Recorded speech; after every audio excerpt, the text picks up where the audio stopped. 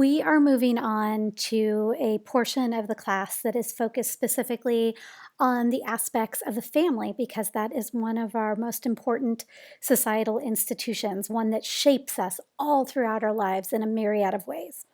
And so for this week's discussion board, I'm going to ask you all under the guise of imagine if you were getting married this week, what would be the things that you need to have, the attributes, the beliefs, the characteristics, the activities, like things that you enjoy? What are the things that are the most important to you in a future spouse as far as the must-haves? And then what are the things that if they do this, they believe this, they are this, whatever it is, it's a deal breaker. I can't be a part of this relationship. So the must-haves and the deal breakers, and you can go to the discussion board and read the instructions on this. Now, I almost want you to go write your list if you haven't yet, like pause me now and go write it and then come back and start listening again because I don't want to kind of influence the way that you're thinking about things. So I would ask, now that I've thought this through for a half a second, like if you haven't done the discussion board, and it doesn't mean you need to post it by any means, but go write your lists. So go do what's the top of your head. Maybe you won't get to 10 right away, but just grab a piece of paper and think through what are the must-haves that I need to have in a person that I would want to be in a long-term, forever type relationship with, and what are my deal breakers? And then come back to me, okay? Okay. So if you have written your list and you've come back to me, and granted, you can edit your list, it's completely fine. But if you at least have started it, I want to talk about a couple of different things about lists because granted, I won't have seen yours by the time I'm recording this. I'm recording this the Monday before that discussion board is due. So today's Monday, April 27th, and the discussion board is due on what? Monday, May 4th, something along those lines. But I have done this activity with all of my sociology of family classes, and I've also done this activity with all of my intro to social classes. So I've seen the must-have and deal breaker activity happen a lot, both in person and online. And so let's talk about a few different things. And I know I've said now, let's talk about it 5 times. You're like, why don't you be quiet and just start talking about it? Okay, let's do that. First of all, have you ever conceptualized a list like this? And granted, are you, immediately getting into a significant relationship? Maybe. Or maybe not. Maybe you won't have significant relationships for a few years to come. Maybe you don't even want significant relationships. All of this is fine. But for those of you who do want to have a significant long-term relationship, a marriage, you want to, find that one person, right? We have this societal idea of the one. How will you know it's the one, right? Have you ever thought about that? And what does our society tell you about it? Like, how would you ever know that this person is the one? You know what we actually usually say? Because sometimes students, when I ask that question in class in person, they'll like say these beautifully poetic, really intelligent things. Oh, no, that's not what our society says.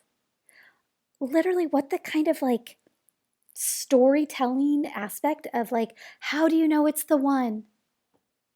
We say, well, you just know. Like, what the heck does that even mean? You just know. Because that's a lot of times what we rely on in relation to making this major life decision.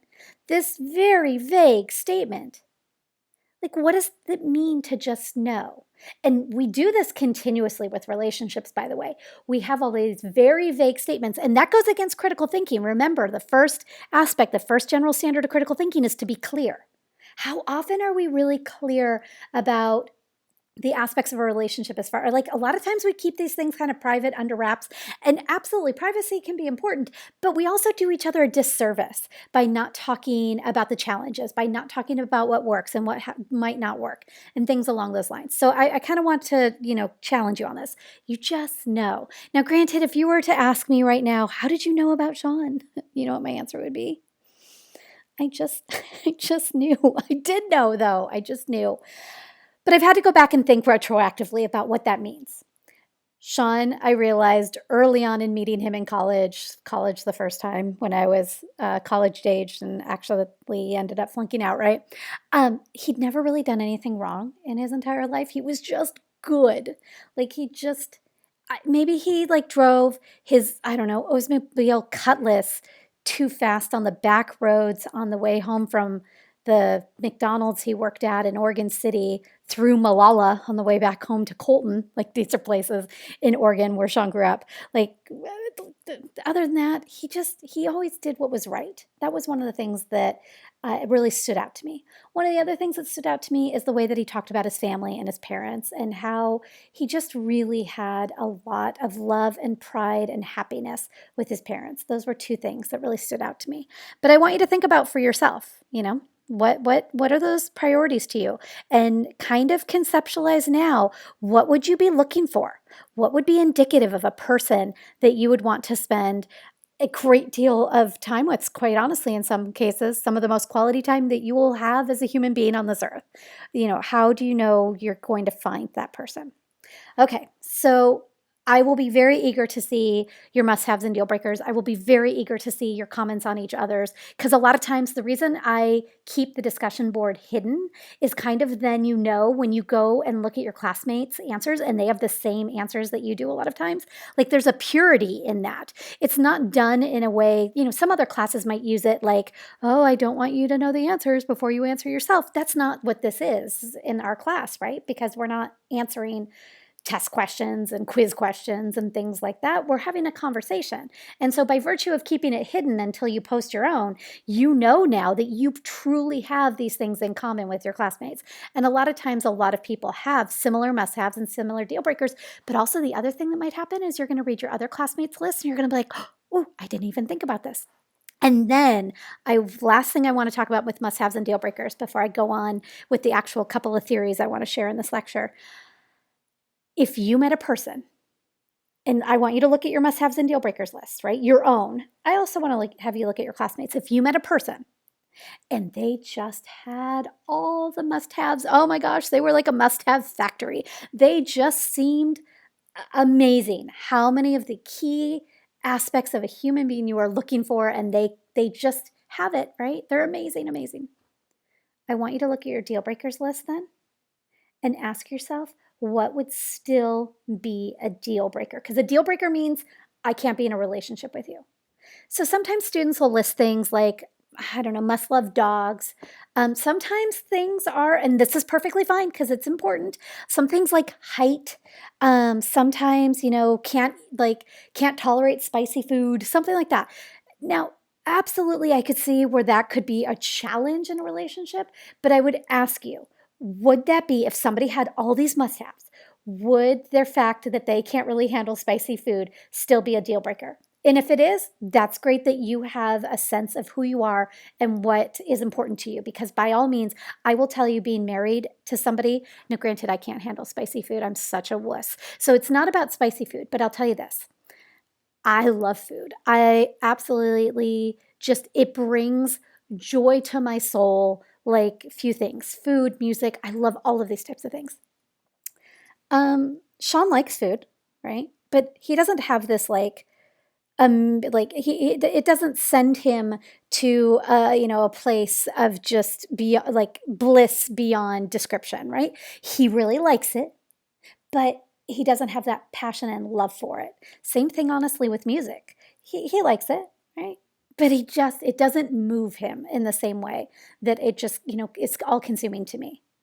And so that can be a challenge at times when I am so, so excited about cooking something or trying something at a restaurant. And he likes it, don't get me wrong, but he doesn't have that same level of enthusiasm. So please know, when I'm talking about small things like height or spicy foods or whatever it is, it might not be small to you.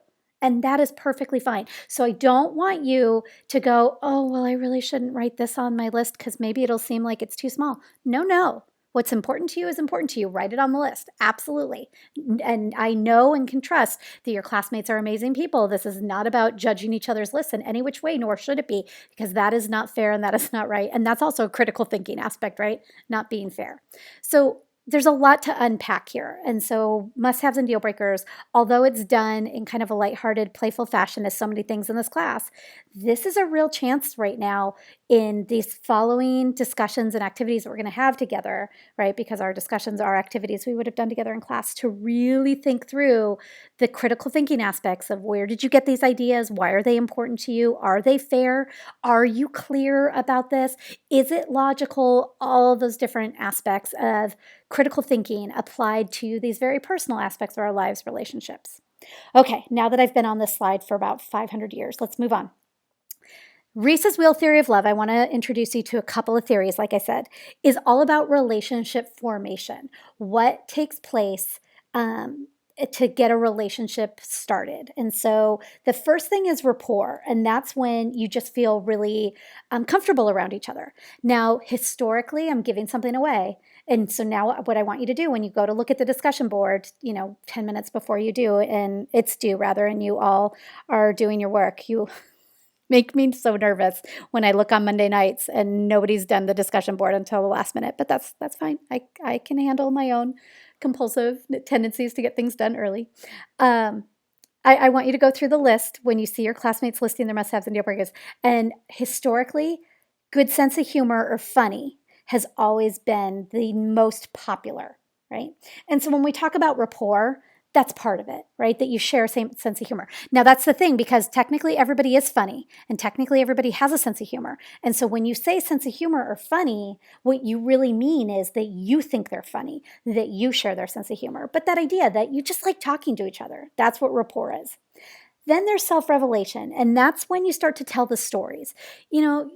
Sean told the stories of his senior year of high school and working at McDonald's, and the fact that the closest McDonald's to his house in Oregon, because he lived in a small little one yellow blinking light town in Oregon, was like 25 miles away. So, he's telling about growing up. He's telling about playing in the creek. He's telling about either he threw the Hot Wheels at his brother. No, I think that his brother Kyle threw the Hot Wheels at him, and he still has like a little scar in his eyebrow or right above his eyebrow, and that kind of thing. Like, you tell all of the different aspects, not always just the lighthearted stuff. Sometimes it's the hard stuff, talking about, me losing one of my favorite uncles, my mom's older brother growing up. Like, you get to know each other. This is like when you stay up all night talking kind of conversation. That's what self-revelation is about. Then there's mutual dependency. You start to rely on hearing from each other. Nowadays, dating and relationship formation is so different than it was. I sound like, your grandma, oh, back in my day, right? But I can't imagine if I had to rely on texting to be part of relationship formation. And I have joked, except I'm not really joking. I think if texting had been a key part of Sean and I's relationship early on, because you got to think we started dating in 1997, so back when the dinosaurs roamed. Um, I think that might have actually, I don't know if we would have like made it almost in some ways if that was something that we really relied on, because I can guarantee, as you can tell, I would have been sending paragraphs of information and he would have been sending like a sentence with 2 typos. Nothing against Sean. I love him. I love him dearly. But he's not a person of many words, which is good because there's none left after I'm done talking. And so to think through like the mutual dependency aspect, that would be, would you, see each other every day? Would you text each other a bunch throughout the day? Like, you're counting on hearing from each other. And so thinking through that aspect of like, now you're counting on being a part of each other's, daily lives and things along those lines. And the reason Reiss uses the wheel as a theory, right? The symbolism of a wheel. Think about a wheel gets spinning, like going almost like down a hill. It gains momentum. It starts going faster and faster. I'm literally like spinning my hand around as I'm talking. The idea that how does a relationship gain momentum? You really, really like talking to each other. You get to know each other and hear the stories of your lives. You start to really talk to each other every day and count on communicating with each other in some way.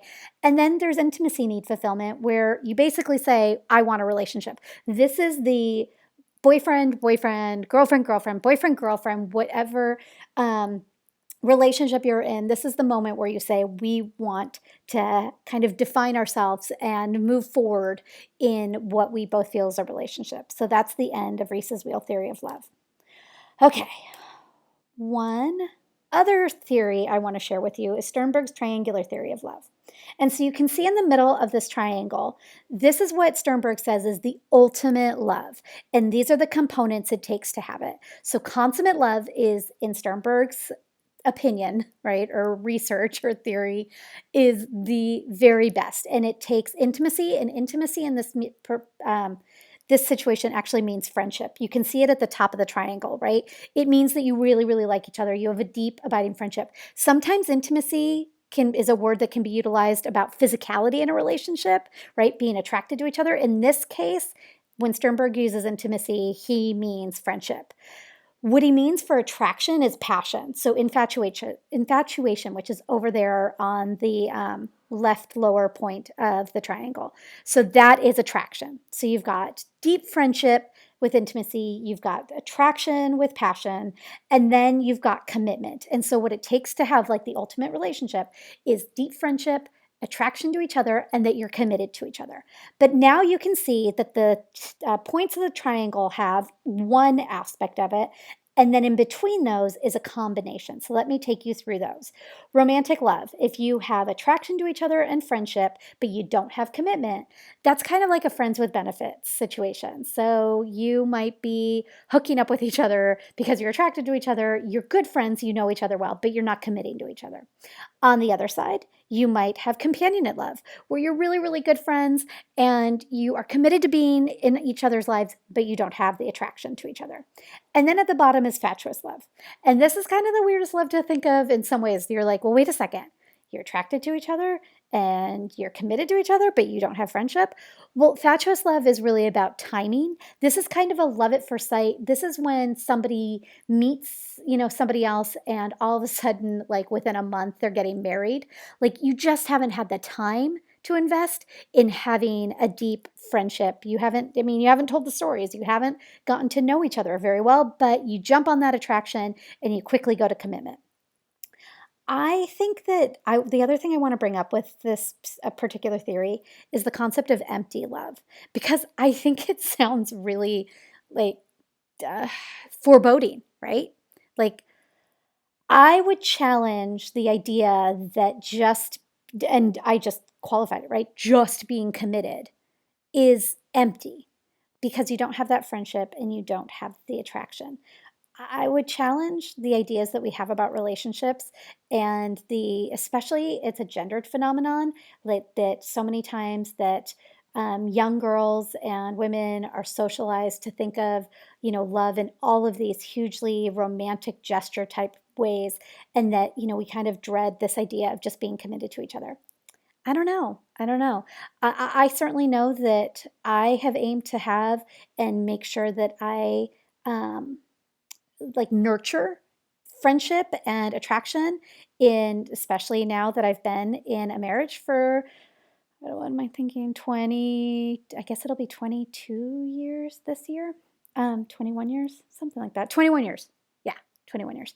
But at that same time, I think it's a lot of societal pressure to have all of those things. So that's just kind of my critique on Sternberg's triangular theory of love. Like, I don't know necessarily if that empty love is accurate to term it exactly that way. And so something to kind of keep in mind that when I present these theories, it's somebody's theory. It's not necessarily meaning that it is the all-encompassing, all-knowing aspect of the universe. We certainly can take this information and critique it, right? Kind of utilize critical thinking skills, that kind of stuff. So, okay, one last thing. It's an unofficial step in our relationships. This is not something that necessarily is always, that our families always endorse. This is not something that is always a cultural norm. This is not something that is always part of our relationships in a formal way. But cohabitation, and cohabitation means living together, is one aspect of relationships that people oftentimes kind of a step in a relationship that means you're more committed, you're more serious. And so I want to stop and talk about this for a second. what I would have you do if we were together in class is actually I would just have you write like pro and con list. Pretty simplistic activity together. But the things that are interesting that comes out of this pro and con list is a lot of times the things that are pros in a we should live together list are also cons in a we should live together list. One of the pros that is usually a con is like you get to spend so much time together, which is a pro, right? You love each other. You totally want to spend time together. But then at the same time, con is like you don't have your alone time or privacy, or you get to spend so much time together. So think about the ways that that works. Also think about um, finances, right? And if you blend your lives together, because that people act like cohabitation, living together, is kind of a good way to have a trial or a rough draft of a long term, like if you were to get married, right? There's a lot to undo if you've moved in together and then you decide that you're not going to be in a relationship anymore. And look at the bottom of this particular slide, right? Because that's the definition of cohabitation: a tentative, non legal co residential union that does not require or imply a lifetime commitment to stay together. Can you imagine like saying that to somebody? Like, do you want to enter into a tentative, non legal co residential union with me? It doesn't require or imply a lifetime commitment to stay together. Like, we don't think of relationships in these very logical terms all the time. And so I would be really curious, going kind of back, way back to when we talked about sociological research, back when we were still together as a class, like to do research on people. I wonder what percentage of people end up living together and eventually do get married. Even if their relationship isn't really, maybe there's some significant problems or it's not ideal in many ways, because they feel as if at this point in their relationship living together that they've blended their lives together so much, their finances, they own furniture, like their lives are together so much that it's almost too much to break up at that point, and so they proceed to getting married.